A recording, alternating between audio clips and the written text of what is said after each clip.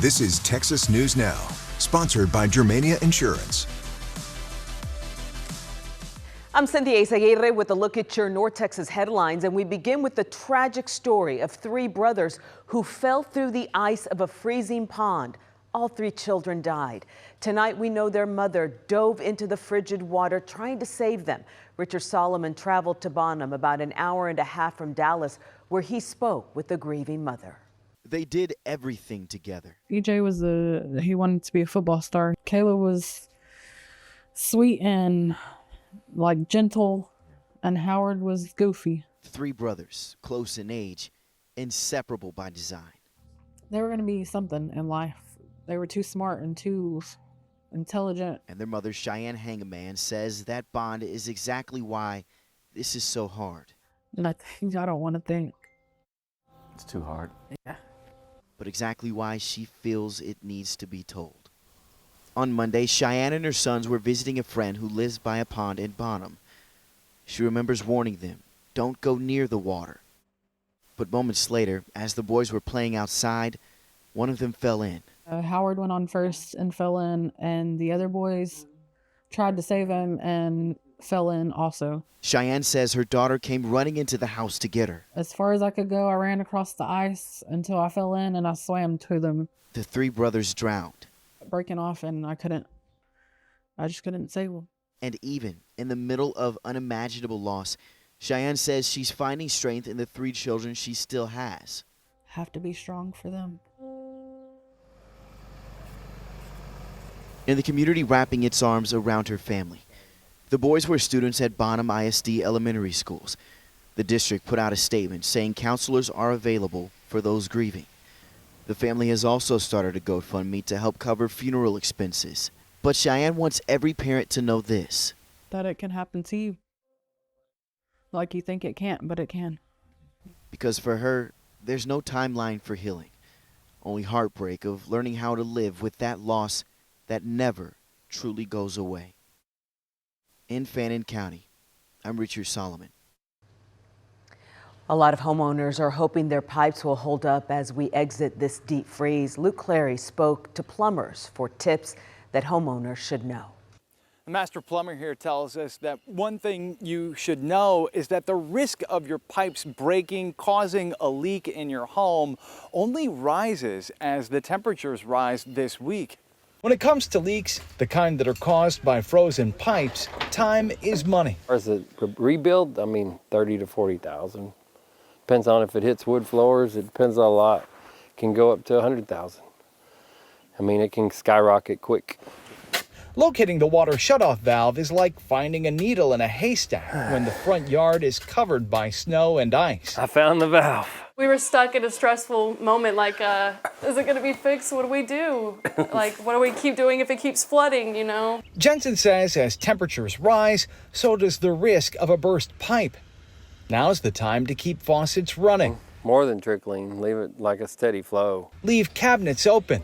Even consider using a space heater to keep them warm. Definitely have your plumber on standby. Jensen expects dozens of calls this week. People don't know about it yet, so we're fixing to find out. But his three crews can only respond to so many. He says a little prevention could save you a lot of trouble. In Denton, I'm Luke Clary. Crews have been hard at work clearing interstates and highways, making sure commutes are safer. But city streets are the problem and a big reason why school was canceled. Our Kevin Reese has an update on what those efforts look like in Dallas. How are you? Good. How are you doing? Tom Timko's Tuesday did not start well. He'd only been driving 10 minutes, his first time out of the house in 4 days. What's your assessment of how difficult it is? It's bad. It's bad. See, I'll just go real slow. See, I just start spinning. Stuck and spinning out at the uphill stop sign at San Rafael Drive and Highland Road. I thought that it warmed up to about 42 or something like that it would start turning into sludge faster, but it's not. And it's what the city of Dallas is not doing that is part of the issue. The transportation department sanded major intersections, bridges, the hospital district, and in front of police and fire stations where open roads are needed the most, but not neighborhoods. We don't say in residential streets. However, if there's an emergency for fire or police, then we do sand it for them. But that's the only time. So good luck getting out of your neighborhood. Same problem for Deborah Woodward.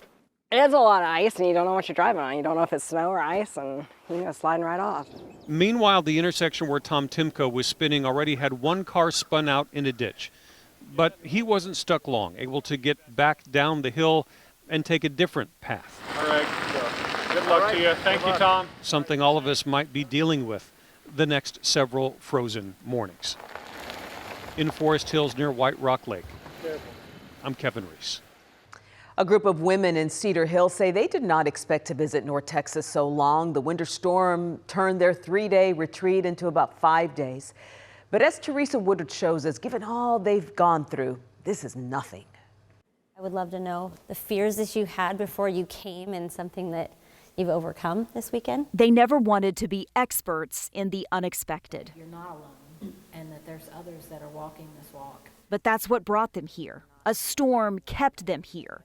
An unexpected extended stay. I feel like I've known all of you forever now. I know. There's a 26-year-old new mom, and some now months into being single moms, all widows. I would not be able to have done it without God's strength. On a Christian weekend retreat scheduled to end Sunday morning, still going Monday night. I wouldn't have changed it at all. I feel like it was just this beautiful little gift of like, here's some more time for you. You're not done yet. They came to Dallas from across the country. Then it sleeted and snowed, and the streets at Mount Lebanon Christian Camp froze. But loss teaches perspective. It has been a complete blessing from God. Jody Gibson's husband Scott died 2 years ago this week on a snowmobile. It is a little bit of a trauma trigger for me to be in the snow, but it's been very healing to be with these women and be surrounded by their love of the Lord to help me process some of that.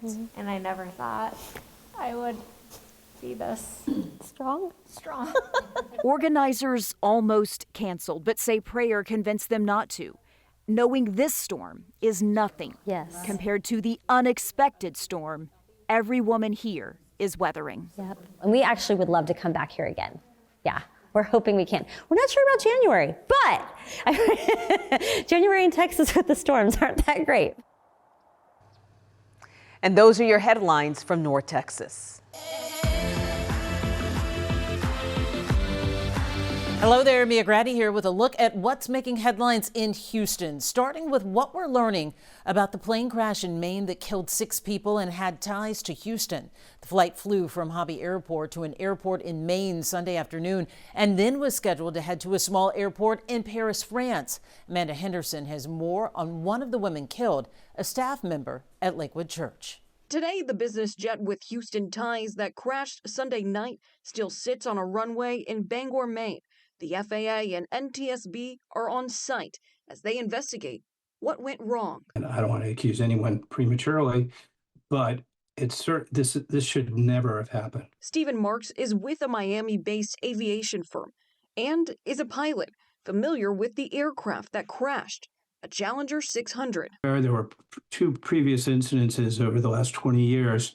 I'm not sure that makes a pattern. I think the bigger pattern that we would want to look at is the de-icing issues in general, meaning that there have been other aircraft that have had de-icing problems. Bangor airport officials say the plane had received de-icing services before crashing during takeoff. 4 passengers and 2 crew members were heading to France, including Houston event planner Shauna Collins. She also worked at Lakewood Church, who released a statement today saying, quote, "She possessed a beautiful spirit that lifted everyone she met.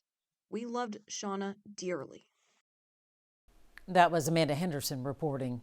Now to the accused killer of a young woman on a Metro bus. He was denied bond this week. Dramatic security camera video was played in court Tuesday showing 17-year-old Braden Smith firing the shot that killed 25-year-old Caitlin Stupp. HPD detectives narrated events. The video shows 18-year-old Patrick Scott was on the bus, and when Smith got on board, both teens reached into their backpacks and pulled out weapons. Prosecutors played the video frame by frame, saying Smith fired first, hitting the young woman. Then Scott returned fire, striking a 16-year-old male passenger.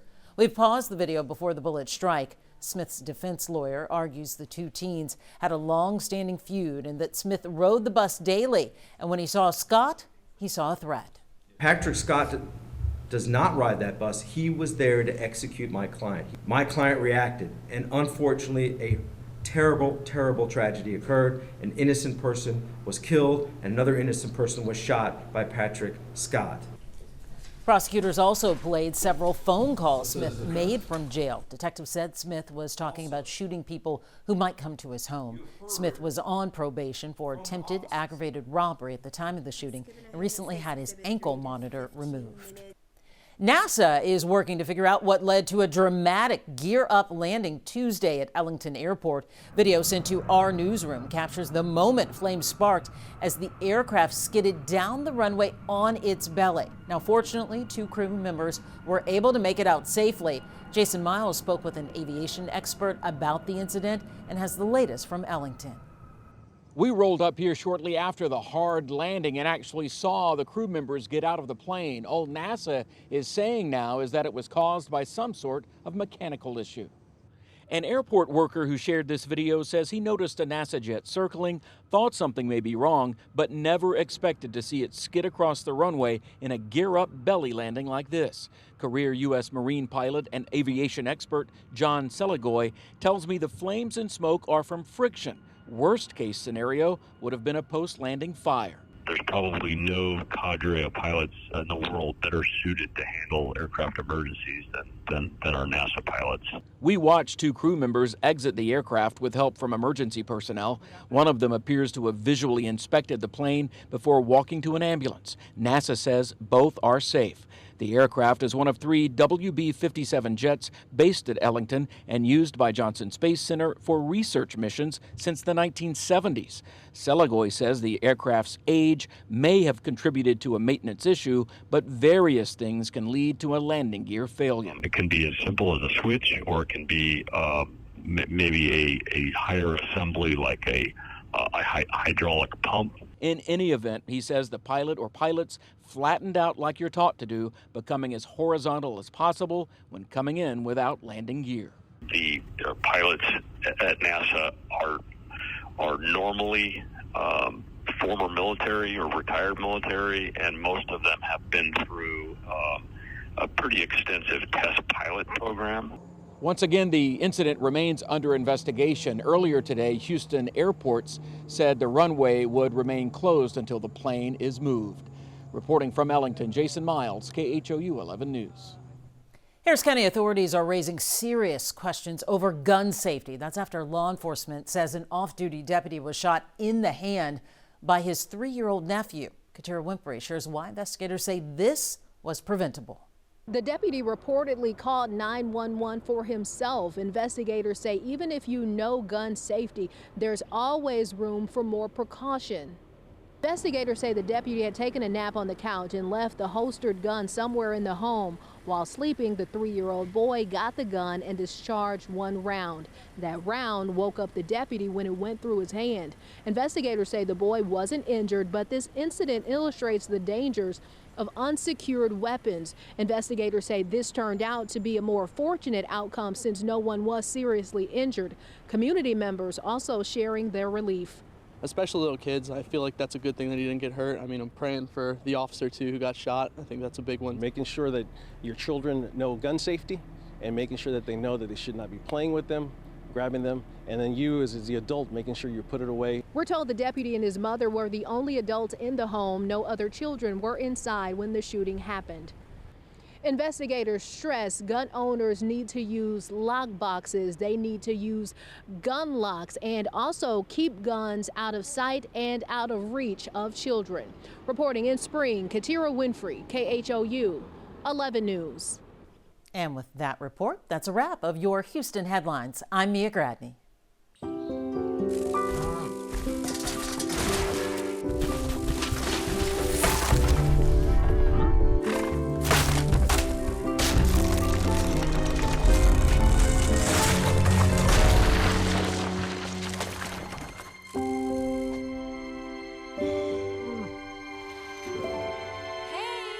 For insurance you can trust, help is just a handshake away. Find your local agent at yourmediainsurance.com.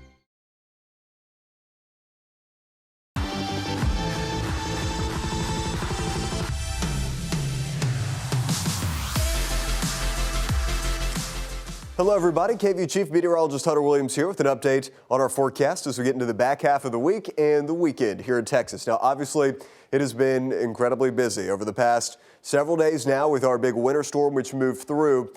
Temperatures, at least as we get into Thursday for many areas, will be warming up, but another push of cold air is coming in for this weekend. There won't be any sort of wintry precip component to it, but it is going to trend colder again. All right, so here's a look at the next 3 days just to start off. Here in the DFW area, 40s Wednesday, 50 on Thursday, and then again, temperatures are dropping again heading into the weekend. Likewise, as you get into Central Texas and the Austin area, 40s to 60s.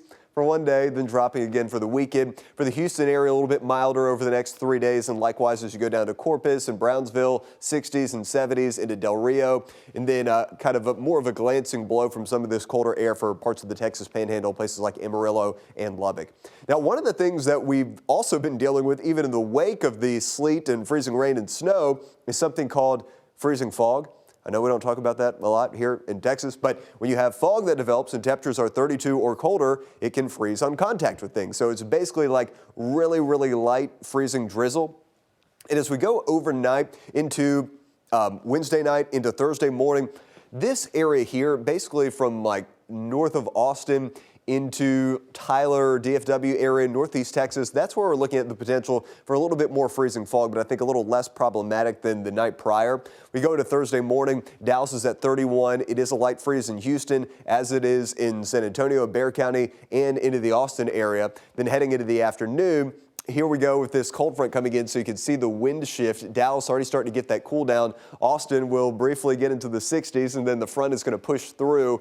There's the low pressure associated with it, so maybe a few snow showers, snow flurries there from parts of Arkansas and eventually into Mississippi. For us, though, this is not going to be the same type of winter storm threat that we have been dealing with. It's just going to be cold weather and not a chance for snow or ice or freezing rain. An extended look at the extended forecast, our 6 to 10 day outlook for February 2nd through February 6th. Highlighting much of our state for near normal weather now. So again, it will get cooler this weekend, but I think as we get into the middle and end of next week, kind of back to just normal Texas wintertime weather. They are still highlighting the chance for some precipitation chances. And look, many parts of the state still need some precipitation. They would just like to not have it as the frozen variety that causes travel issues. Here's a look at the next 3 days. First across West Texas, El Paso, about 59 on Wednesday.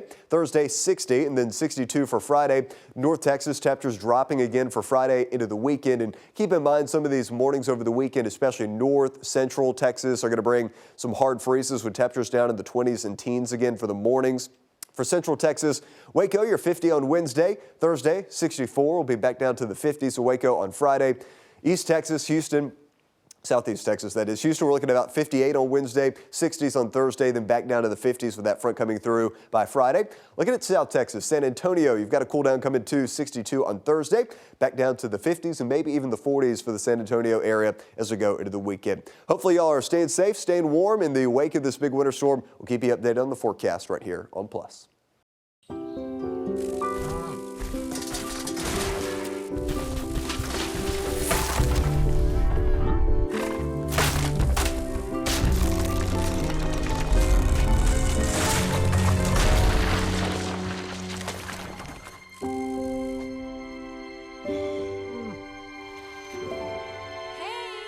For insurance you can trust, help is just a handshake away.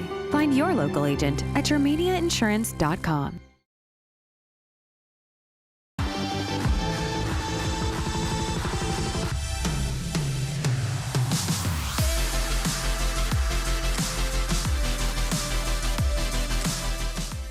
In Austin, I'm Mark Mullins. Icy road conditions are melting away here in Central Texas. Temperatures increased above freezing on Tuesday. Austin ISD and many other districts are resuming classes Wednesday. Areas that did not thaw out have done so with the help from higher temperatures and sunshine. But there are still some tricky areas like this patch of ice in Gillespie County. Authorities are warning everyone to watch out for spots that are still iced over, especially in shaded and rural areas. At the height of the cold snap this weekend, one of the city-supported shelters had trouble providing food for residents. Reporter Brianna Perez got an explanation from the city, but also shows us how Austinites stepped up to help. These will feed everybody in the shelter, at least, and that's about 150. 22 pizzas in hand. Marcy Cook travels 1 mile from the women's shelter downtown to pick up food for the night. She says the lunch the shelter provided wasn't enough. I mean, a peanut butter sandwich in the middle of a freeze is not good. We don't want to be demanding. We don't want to be a problem. But at the same time, I feel we should get nutritious food of some sort. Cook says they were served sandwiches for dinner Saturday night and again for lunch the next day, leaving many people hungry and without options that met their dietary needs. That's when she turned to social media, and Austinites quickly responded, donating meals to help. I was literally expecting maybe, a little bit of soup or something. This was amazing. This was amazing, and I am very grateful that people have done this. It was a concern the city's homeless strategy officer, David Gray, addressed during a press conference Sunday. There was a little bit of a challenge yesterday at one of our shelters where staffing was impacted due to weather, and that did have an impact on the meal that was served. According to the city, shelter operators provide the meals and must meet basic nutrition guidelines, including dietary accommodations when needed. In a statement, the city says, quote, food suppliers, delivery drivers, and shelter staff are subject to the same travel hazards and safety concerns as everyone else. Despite those challenges, shelter operators and city staff coordinated closely to ensure meals were provided, and community partners stepped in to help fill gaps where needed. At this time, they say all city shelters have adequate food supplies. In Austin, Brianna Perez, KVUE News. The Central Texas Food Bank says it provided more than 4,000 meals to Austin's warming centers to feed those in need.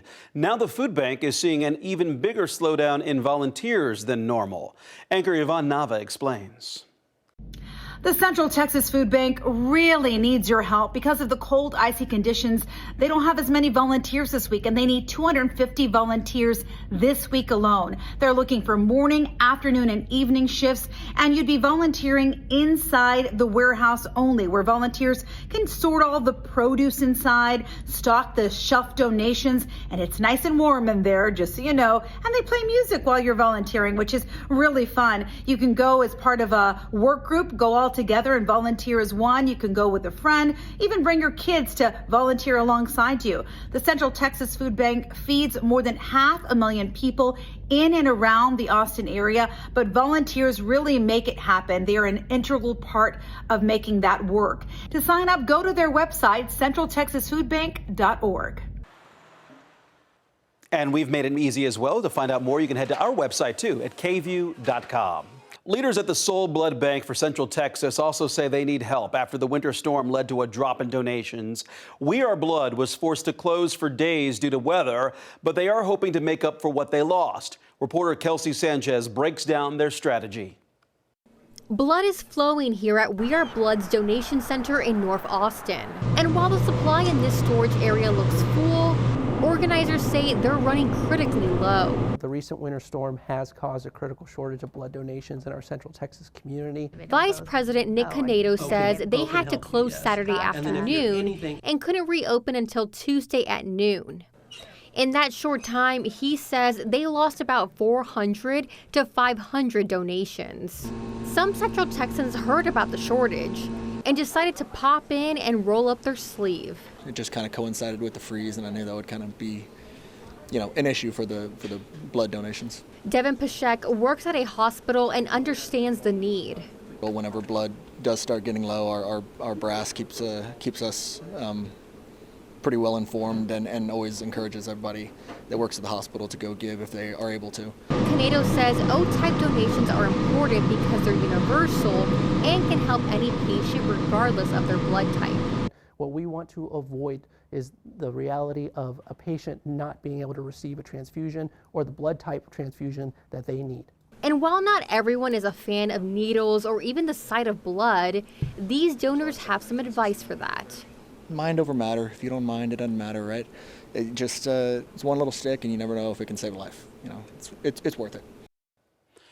Kelsey Sanchez with that report. The nonprofit is also looking to expand its operations to meet demand. Staff say they hope the foundations and the corporate partners in the community can help with funding in the future. Governor Greg Abbott is temporarily pausing all H-1B visa applications for public universities and state agencies for the next 15 months. H-1B visas allow highly skilled foreign professionals in specialized occupations.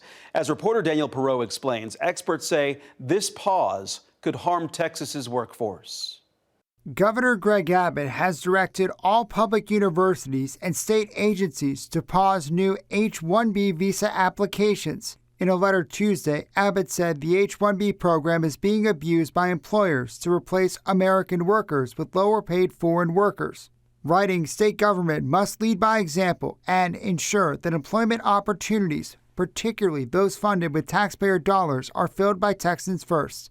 He previewed the move in a radio interview on Monday. I don't see any reason why we need any H-1B visa employees in our public schools in the state of Texas, but we're going to find out if there's some unique skill set or whatever the case may be. The H-1B visa program allows companies to hire foreign workers for special skill sets they otherwise cannot get. Federal data shows there were more than 41,000 H-1B visa recipients in Texas last year. Most workers were at private companies. The biggest institutions affected by the governor's order are public universities and hospitals. Texas thrives when we're able to attract the best and brightest of everyone from around the world. The freeze is set to last through May of 2027, but employers can get exceptions from the Texas Workforce Commission. Higher education advocates say losing the ability to hire foreign workers could stifle innovation and economic growth. If we want to lead in innovation, research, and retain our competitive edge, we need to attract and not discourage international talent. A competitive edge that critics say is already strained by recent sweeping changes by the Trump administration, including a new $100,000 fee for H-1B visa applications, which could price out some sponsors. It's harming the state. So the loss for the students is actually a loss for all of us. Daniel Perot reporting there. Texas is not the first state to do something like this. In the fall, Florida's governor directed that state's public university system to stop using H-1B visas. Florida's Public University System Board is now looking into pausing the program at public universities until next January. Those are the headlines in Austin. I'm Mark Mullins. I'm Bailey Bates. Here are your headlines from Central Texas. The winter storm brought more than just snow and ice to Central Texas. It brought injuries to Central Texas emergency rooms. 6 News reporter Sydney Walker has more from a medical expert and one Killeen man whose moment of fun turned into a nightmare. Winter weather made for a dangerous weekend across Central Texas. We've had significant traumatic injuries around the area. Melissa Dorsch, who worked as a trauma nurse for 20 years, has seen it all. Motor vehicle crashes, some sledding injuries, and we did see some environmental exposure injuries. A moment meant to be fun. When it's icy like it is, you cannot stop like you can in snow. She says it isn't a risk worth taking. You don't want to have a couple minutes of fun turn into, months and months of recovery or sometimes even lifelong injuries. Playing in the snow and ice can seem like fun, but it can turn into a dangerous situation, even land you in the hospital. Keep in mind, I'm staring at my leg, and then my bone is just sticking out. Rowdy Sells said it started as a fun idea. My other buddy said, hey, a few of us guys are going to go to the Killeen Mall. Sledding in an empty parking lot behind a truck. It was cool at first, and then he took a sharp turn, and it really slung me to the right. Fun until it took a turn. There was a gap between my buddy's truck that was parked and the curb, and I let go to try to shoot the gap. A broken leg with an exposed brake. I went leg first into the truck. I felt my bones just pop. Dorsch says the activity can be extremely dangerous. A lot of accidents can happen. You have no control on those little plastic sleds. From his hospital room, Rowdy's takeaway is regret. I regret it because I'm going to have to deal with my legs for the rest of my life giving me issues. But I mean, but not too much. I don't regret the idea of it, going out there having fun. In Killeen, Sydney Walker, 6 News. Well, sometimes during a winter storm, drivers will notice their vehicles just won't start. Auto experts say dead batteries and frozen fuel lines are the biggest culprits during cold snaps. 6 News reporter Juliana Jackson shows us what to watch for and how to get help when your car won't cooperate with the cold. When temperatures hit freezing, car batteries can lose up to 50% of their voltage. That means thousands of drivers across the area could be stranded. Outside in the cold weather. And Devontae James and Shiloh Mary with Nuts and Bolts Autos say they're seeing it happen all across the area. they lose 50% of their voltage when it hits freezing weather. Yeah, they're just staying outside in the cold weather. And that's what's freezing the batteries. But batteries aren't the only problem. Frozen fuel lines are also keeping cars from starting. There's a lot of frozen fuel lines too, so when Texas, they get a lot of condensation in the fuel lines, so those freeze as well. And usually you just start it a couple times and they'll start right up, but sometimes they crack the fuel lines as well. When you go to crank up your car for the first time, mechanics tell me that your battery is usually the first one to go. And if you turn the key to the on position, see if the lights turn on. If the lights don't turn on, then that's an indication that your battery's dead. Check your fluids, especially coolant. The mechanics say make sure your oil level is good too, because cold weather can make it thicker. Texas is notorious for adding water to their coolant because we don't get freezes, so nobody's worried about it freezing, but it can freeze solid in that radiator and crack that radiator. If it starts with a jump, mechanics say you're probably in the clear, but should get a new battery soon. Once you do get it started, let it run for about 15 minutes before taking off on it. Give it a chance to warm up. Juliana Jackson, 6 News. All very great information. Those are your headlines from Central Texas. I'm Mike Gillespie in Corpus Christi, and here's a quick look at some of what's making news in South Texas. Well, we are hearing from Corpus Christi Police Chief Mike Markle following a shooting that happened last week. That shooting critically injuring an officer recently identified as Alexandria Cano Castro. Now, she was one of 2 officers shot in that incident. Police responded to a scene Friday around 3:30 in the afternoon over on Agnes Street, and that's where they say they located a murder suspect who began firing at them. We did learn that a male officer was also injured in the shooting and has since been released from the hospital. That's according to Chief Markle. As for Officer Castro, she is recovering, but we're told that she has a long road ahead. We're going to pray for her and we're going to work with her, make sure she has what she needs and her family has what they need. Right now, just stick together. We have a great community. We worked hard with our community and vice versa. They work hard with us. Like I've always said, we can't do anything alone. We have to do it cooperatively with our community to protect and serve. And we're pretty ideal down here in that respect. So I appreciate our community very, very much. Yeah, Chief Markle telling 3 News that the outpouring of support from the community always helps in situations like this. As for the suspect, we're told he is expected to be released from the hospital soon. Well, the impact of the recent freezing temperatures is already showing up along the coast. At the Padre Island National Seashore, plummeting water temperatures are leaving green sea turtles immobilized, and wildlife crews say this could be just the beginning. Michael Gibson takes a look at Bird Island Basin, where rescue teams are starting to find those turtles floating in the water. I'm out here at the National Seashore at Bird Island Basin, where a number of cold-stunned turtles have been recovered. Now, officials tell us the temperature is going to get a whole lot colder tonight, and they expect even more cold-stunned turtles to show up over the next day or so. Crews from the National Park Service, along with other federal wildlife agencies, have been pulling green turtles from the Laguna Madre as water temperatures dip below 50 degrees.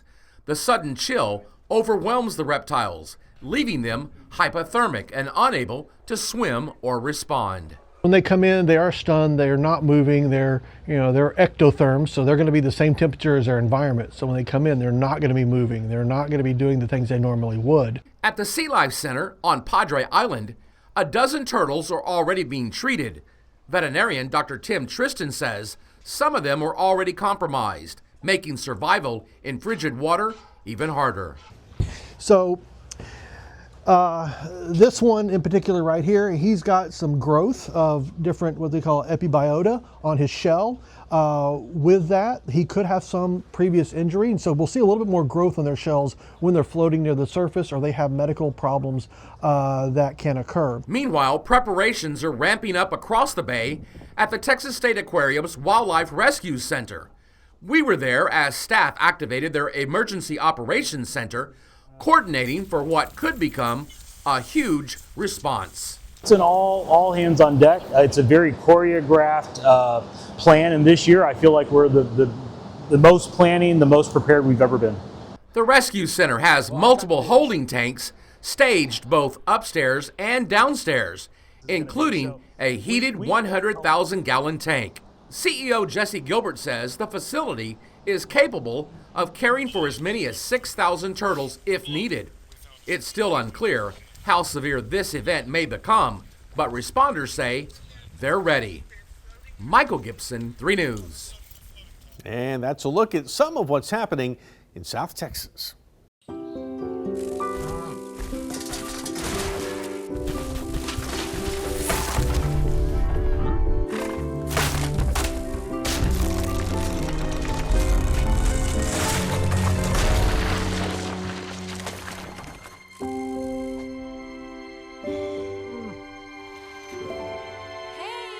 For insurance you can trust, help is just a handshake away. Find your local agent at yourmediainsurance.com.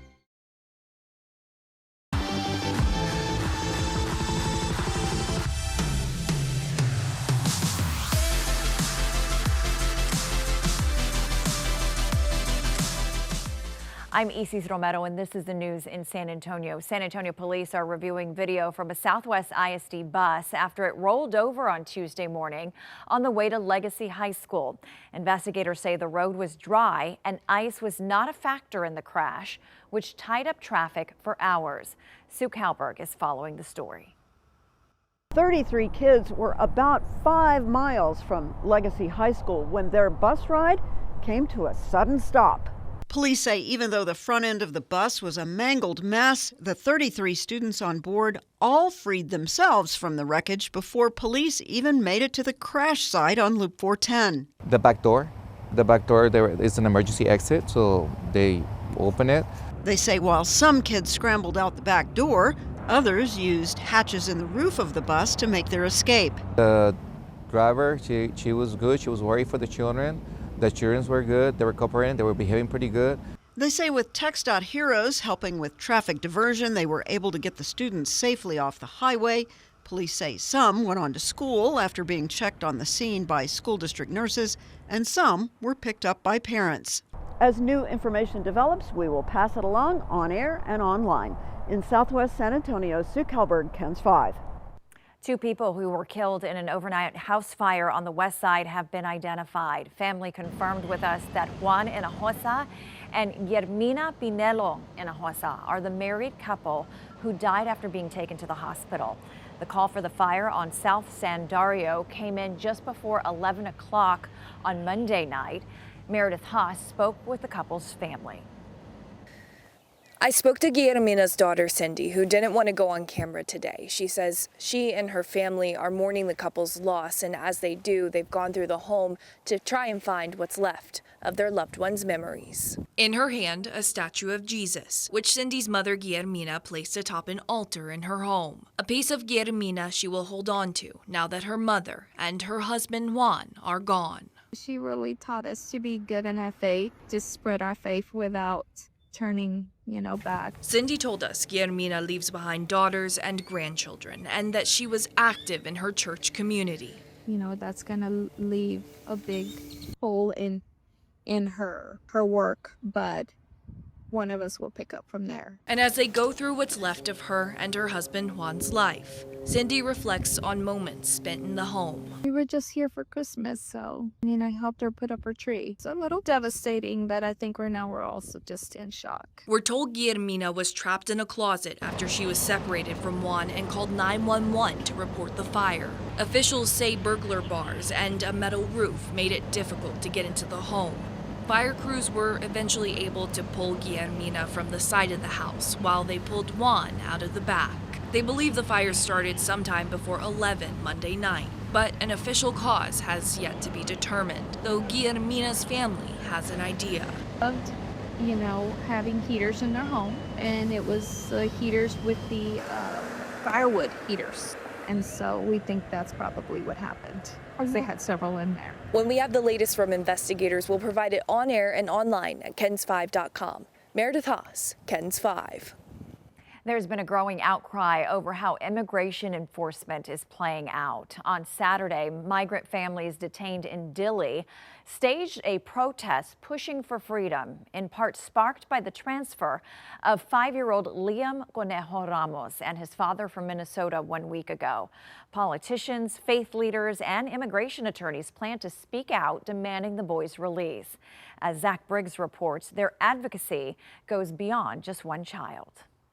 His image rocked everybody, I think, because everybody can see his innocence in that picture wearing his Stitch hat.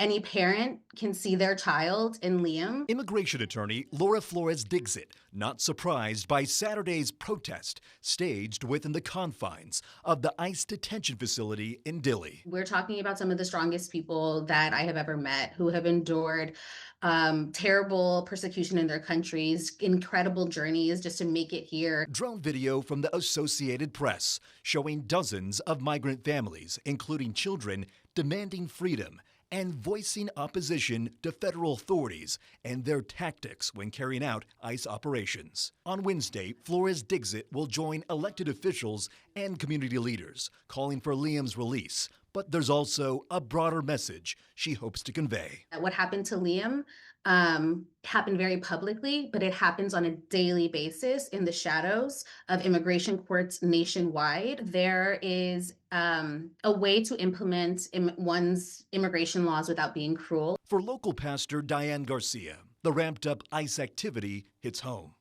We have had a couple of families in our congregation that have been detained there with their children. One of them was only 3. Garcia says these were families attending the routine ICE check-in appointments, going through the legal process when law enforcement detained them. From what's happening in Minnesota to right here in San Antonio and beyond, Garcia has faith that change is coming. We really are seeing the community come together and be united in saying that we believe in humanity and we believe in justice. Zach Briggs, KENS 5. San Antonio Councilwoman Ivalis Mesa Gonzalez has taken a plea deal. She was arrested last July on a DWI charge and pleaded no contest to a lesser charge. Earl Stoudemire explains the new charge and what she has to do now. District 8 Councilwoman Ivalis Mesa Gonzalez waived her rights and pleaded no contest to obstruction of a highway. She'll have 9 months deferred adjudication, which is a type of probation, and do 24 hours of community service. She'll also have a fine of $1,000. Gonzalez will get credit for completing her DWI seminars and other requirements, but she will have to complete an addiction treatment program and pay $50 every month she is on probation. Gonzalez was arrested last July after San Antonio police say she was driving slow, drifting in and out of the shoulder on I-10. This has been a difficult chapter, but I am committed to learning from this. I am glad that this case has been resolved, and I am going to remain focused on work and family. Thank you so much. Thank you, everyone. Were you drinking at the time, ma'am? That's all I have to say at this point. Thank you so much, everyone. Gonzalez, originally facing a charge for driving while intoxicated, now has to follow the judge's orders on the lesser charge. At the Bexar County Courthouse, Earl Stoudemire, KENS 5. And that's the news in San Antonio. Here are headlines from Southeast Texas. I'm Evan Coleman. The lights are back on across most of Jasper County following a post-storm outage. It left 3,500 residents in the dark. The Jasper Newton Electric Cooperative says the problem was caused after a transmission line was damaged around 8 Tuesday morning. The power outage led to an early dismissal for all students at Buna ISD. Power was restored to the elementary and junior high schools, but the high school was still without power or heat. Parents were asked to pick up students. Earlier, we spoke with officials with the Jasper Newton Electric Cooperative as they were working to repair the issue. We had some damage to our transmission, and in doing so, we were notified by a TCC North to begin shedding load And that's what ended up taking place. We had to de-energize our stations in Buna and the Evadale. The transformer issue, Jasper County Judge Mark Allen says the trees caused most of the problems.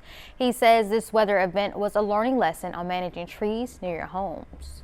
Let's try to make sure that when given the opportunity, we try to prune trees back. We try to make future planting. If we plant new trees or large bushes, let's make sure that we don't plant them where they could be too close to our homes. 2 warming shelters remain open in Jasper County as temperatures remain cold. And as freezing temperatures continue across southeast Texas, shelters like Warm Hands and Warm Hearts are filling up. 12 News reporter Daniela Taboada Plow spoke to those who have taken the opportunity to stay warm in those shelters. I came here Friday evening. Monica Timms doesn't have a home. It's stressful when you're homeless and you're out there. But she found a warm place to lay her head this weekend at Warm Hands, Warm Hearts Church. I've ate so much food, I'm running from food. This is better than the hotel. They provide me beds, it's safe, it's comfortable. According to 12 News Chief Meteorologist Patrick Vaughn, Southeast Texas is expected to stay in freezing temperatures the next couple of nights, conditions that require shelters to remain open for those in need. We had 24 degrees, we're talking hypothermia weather. This is a serious thing. I mean, people could potentially die from this if they were left out there. Pastor Eric Ardwin opened his doors last week and expects to keep them open till weather improves. We don't want to leave anybody out in the cold, period, so we'll go as long as we have to go. His church has been full. We've been maxed out both nights, 22 beds full, with the also including 6 to 8 volunteers that stayed over. Service that volunteers say is needed. Ask somebody if they need help, because like I said earlier, you don't know what somebody's going through. For those inside, a simple act of kindness can mean everything. They don't just make you feel like you're in a shelter, push you off. I mean, they're really good people. A new video now shows the moments a lightning bolt hit just moments before a Needleland church fire caught fire. Chief Morton tells 12 News they haven't named an official cause, but the video leads him to believe the fire was caused by lightning. The ATF is still investigating. He says other churches have donated hymnals, a pulpit, and a space for them to use while they recover. Pastor McWilliams says he's beyond overwhelmed. It's just unbelievable how much the church cares across denominational lines, and to every Bible-believing church, I am just so grateful. God bless you. The pastor says they are trying to salvage what they can from the church. And in other news, a man Beaumont police have been searching for the last week is now in the Jefferson County Jail. Dimitri Oliver is charged with the murder in connection to the shooting death of Cody Crabtree. The 26-year-old was shot in an apartment complex parking lot back in 2013. He died the next day at the hospital. Police say recent follow-ups and re-interviewing witnesses is what led to the break in the case. I think it has a lot to do with the new detectives re-interviewing everybody and just conducting additional case follow-ups. So it was a mixture between our detectives and the public. He says cold cases never close. They're just reassigned to new detectives with a fresh perspective. And those are your headlines from Southeast Texas. Hi, I'm Brennan Gurley, and here's what's making headlines across East Texas. A pillar of Smith County's legal community is fighting to recover after a tragic crash claimed the life of her husband. Retired District Court Judge Carol Clark was seriously injured in a wreck while traveling home from New Mexico with her husband, A.D. Clark. Sadly, A.D. did not survive. Judge Clark remains hospitalized in Lubbock with broken ribs and a head injury. For decades, Judge Clark was known not just for her time on the bench, but for her deep compassion, especially for children and families navigating the child protection system. Colleagues describe her as a tireless advocate, a pioneer in trauma-informed care, and a judge who worked relentlessly to help families heal and rebuild. CBS 19's Ayanna Aird spoke with Casa for Kids, an organization Judge Clark has long volunteered with. She's touched, thousands of people. Former Smith County Judge Carol Clark is in the hospital with severe injuries after a crash. Her husband, A.D., unfortunately passed away. Children that have been through her court, I am sure are grieving and hurting because she made relationships with them, the families that she held accountable and helped through their darkest days. Carol made a lasting impact on families and children across East Texas during her time as a judge. She served the community for more than 20 years in the 321st District Court.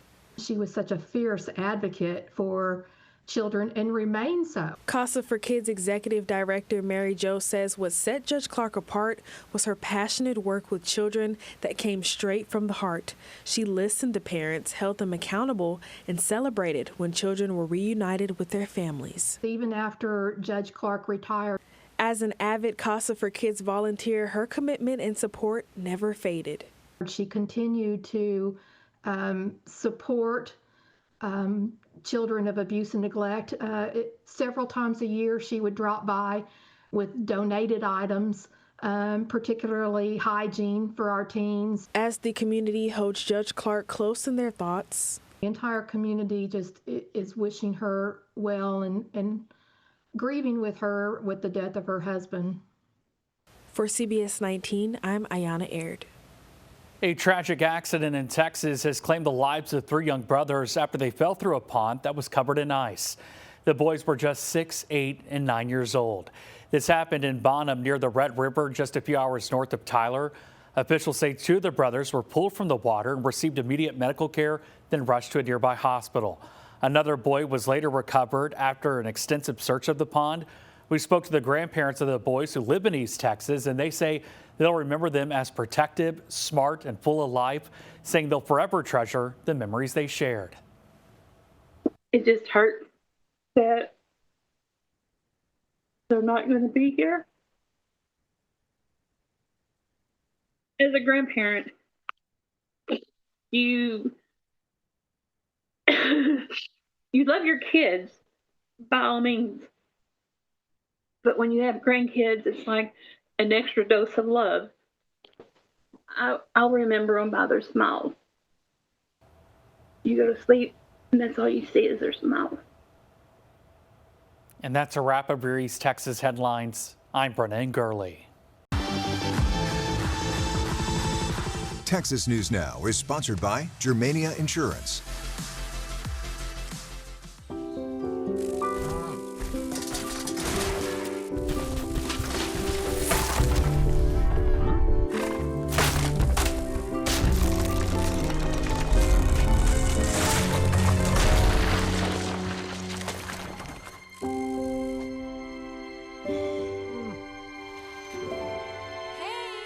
For insurance you can trust, help is just a handshake away. Find your local agent at germaniainsurance.com.